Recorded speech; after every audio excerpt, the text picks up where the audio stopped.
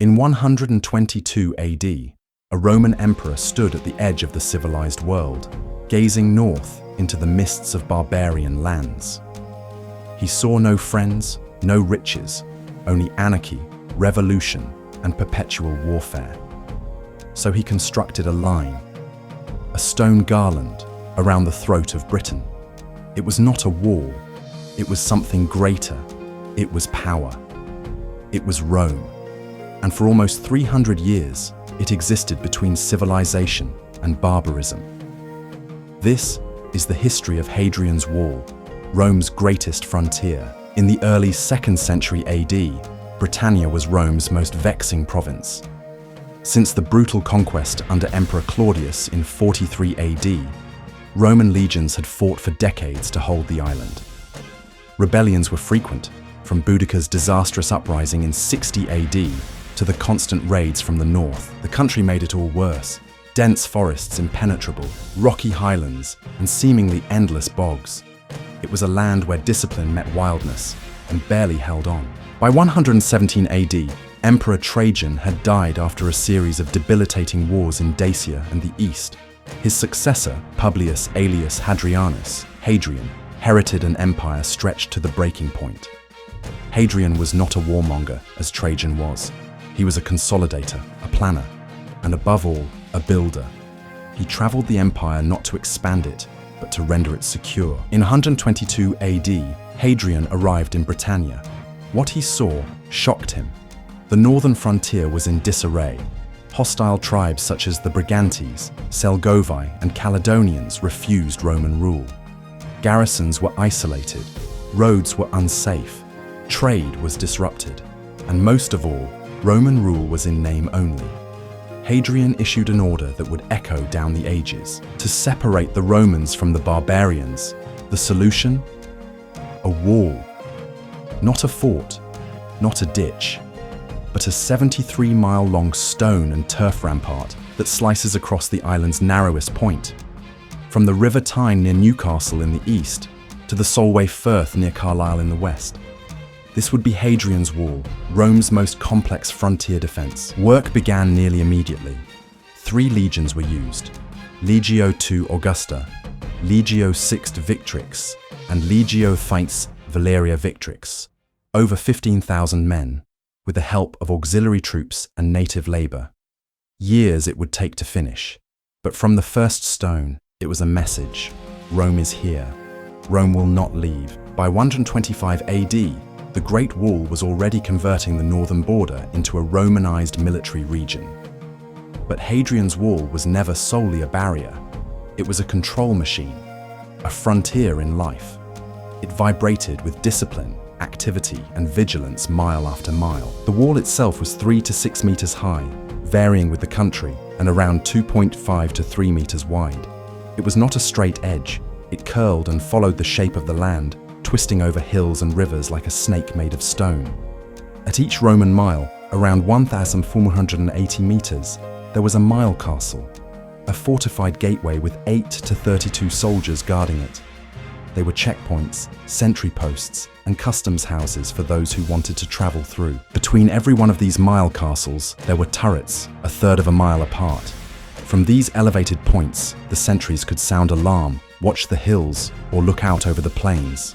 They signaled by fire after night and by horn during the day. The garrison could react to danger in minutes. More impressive, however, were the great fortresses built at key points. The largest were Hausestaeds, Vercovicium, Chesters, Kilernum, Rediscovering, Banner, and Vindolanda, just below the wall. These housed up to 1,000 auxiliary troops each, foreign soldiers from across the empire, Syria, Gaul, Germania, Thrace, and even North Africa. They were housed in barracks, drilled every day, and lived under the strict regime of Roman discipline. But not all life on the wall was military. There were civilian towns, vici, that grew up around the forts. There were the wives and children of soldiers, blacksmiths, traders, and innkeepers to accompany the troops. These eventually became small towns, bound to the military rhythm of life. Roman civilization spread out from the wall, Latin inscriptions, baths, temples to Mithras and Jupiter, and arenas became standard. Behind the wall was the military way, a Roman road connecting all forts, which allowed rapid troop deployment and supply transport. And to the south of the wall, an enormous ditch system, the vallum, an extra layer of control, designating military territory and restricting unauthorized access. Hadrian's Wall was no last resort defense, but a calculated exercise in order. The wall did not just stop barbarians, it taxed them, recruited them, spied on them, and absorbed them, on Roman terms. The tribes north of Hadrian's Wall were never defeated, but only held in. North of the wall, however, there existed a confederation of ferocious tribal states that would not give way to Rome. The most aggressive of these were the Caledonians of contemporary Scotland, and the Maeatai, who occupied the hills directly north of the isthmus of the Fourth Clyde. They had no cities, no roads, no coins, but what they lacked in infrastructure, they made up in guerrilla ferocity. The north to the Romans was a land of spectres, haunted by mist, wind, and instant death. The moment the wall was erected in 122 AD, it was provocation and challenge. The tribes saw it as an insult, a symbol of occupation, and they attacked. In 138 AD, only a decade or so after Hadrian's Wall had been constructed, Rome moved its frontier. Emperor Antoninus Pius, Hadrian's successor, instructed the legions to advance further north and build a new wall, the Antonine Wall, between the Firth of Forth and the Firth of Clyde. It was shorter, constructed primarily of turf and much less substantial, but it advanced deeper into hostile country. This was a mistaken move. The northern tribes struck back in fury. By 155 AD, the Antonine frontier was under siege all the time. Forest ambushes, fire-scourged forts, massacred patrols. Roman losses were heavy. In 164 AD, the Antonine Wall was abandoned. The legions fell back to Hadrian's Wall, bolstering its forts and increasing patrols. Hadrian's policy, consolidation, not extension, had been proved right. And then came the Great Storm. There was a mass, organized assault by northern tribes in 180 AD, when Emperor Commodus reigned. Thousands poured over the wall in a devastating raid. Brigantes rebels from the south were joined to them. The frontier collapsed. The governor of Britannia was killed. Roman power was close to breaking down. Troops were rushed in from Gaul. Violence restored discipline. A new governor, Ulpius Marcellus, imposed savage order. Under his rule, the wall was not merely a line of frontier. It was an instrument of terror. Wall villages were burned. Suspected traitors were crucified. Patrols were doubled. The wall was now a battleground. But the tribes arrived, not to conquer Rome, but to bleed it. Following the 180 AD crisis, Hadrian's Wall did not fail. It had developed. Rebuilt, fortified, and garrisoned permanently, the wall entered what historians term its golden age, the zenith of Rome's control of northern Britannia. By the early 3rd century AD, the wall was no longer a line of stone, but a testament to enduring Roman stability. Its system of 16 great forts, 80 mile castles, and 158 turrets moved like clockwork. Garrisons were supplied, roads were secure, and border traffic flowed, taxed and controlled. Roman authorities pursued a peace-through-presence strategy.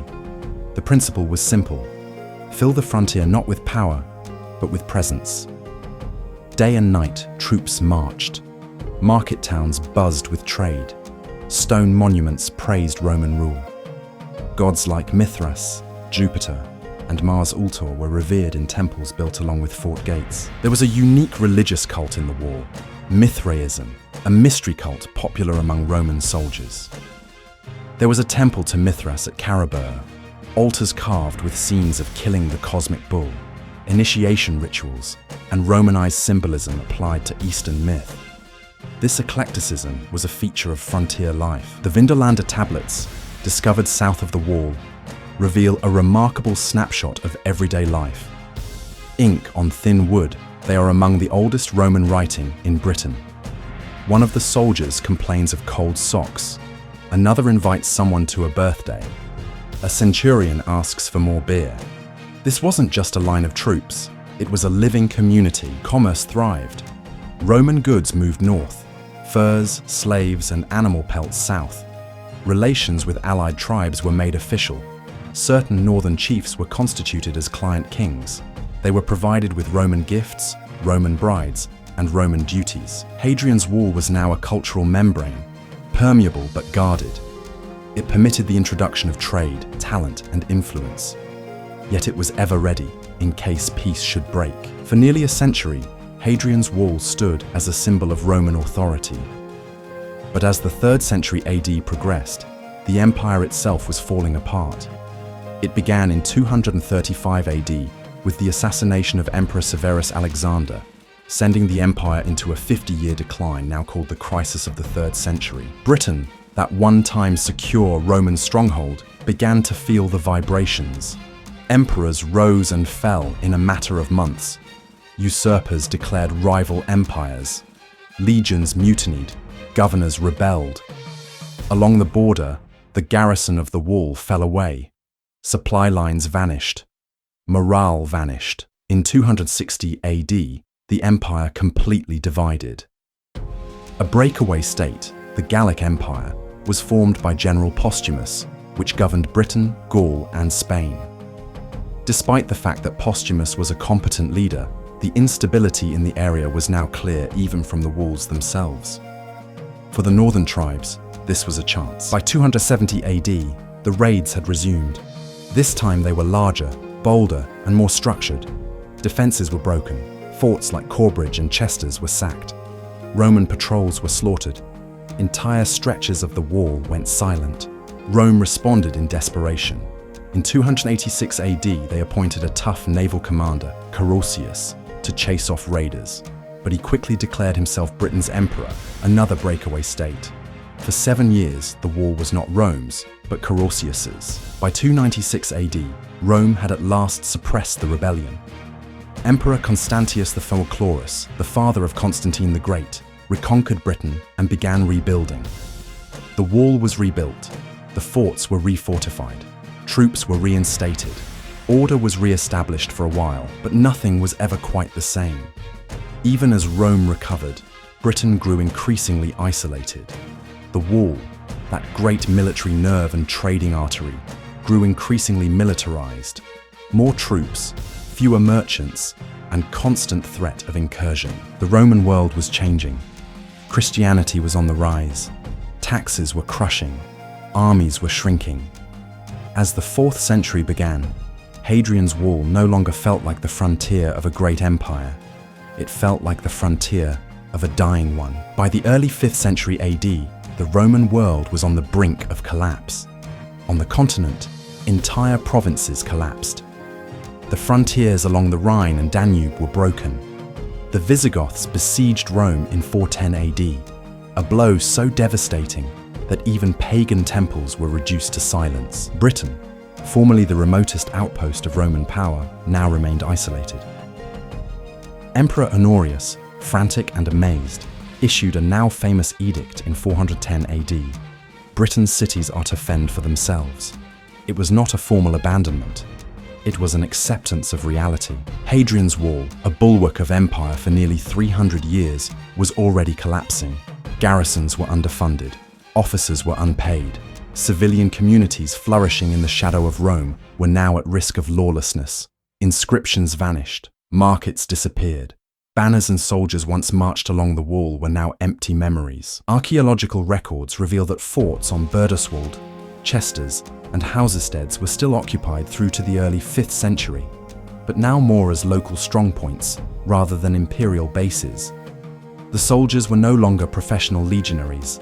They were Britons, surviving Roman-trained men now fighting to defend their homes. The buildings themselves fell into ruin. Stones were recycled for farms and churches. Temples were abandoned. Baths went dry. The vallum was converted to pasture.